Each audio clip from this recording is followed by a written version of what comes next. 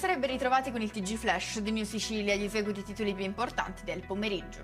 Incidente mortale a Catania, a perdere la vita un militare italiano della base NATO di Sigonella, vittima di un impatto frontale. Pare che l'uomo viaggiasse in moto quando durante un sorpasso in curva si sarebbe scontrato contro un'auto che procedeva nel senso di marcia opposto.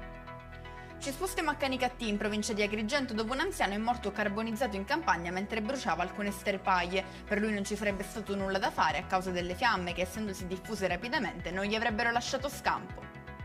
Buone notizie per la bimba di 3 anni che poche settimane fa è stata accoltellata dal padre insieme al fratellino e alla madre a Cianciana, nell'Agrigentino. La piccola è stata estubata. L'aeroporto Falcone Borsellino di Palermo compie un passo avanti verso la sostenibilità, ha ottenuto la certificazione ambientale 3+, grazie alla riduzione delle emissioni di CO2 in ambito aeroportuale. In conclusione il meteo, per domani si prevede una giornata di caldo intenso in Sicilia, con temperature al di sopra dei 30 gradi. Di precipitazione a quanto pare non si vedrà nemmeno l'ombra, insomma un weekend estivo a tutti gli effetti. E con questo è tutto, prossimo appuntamento domani alle 13:30, grazie per averci seguito, arrivederci.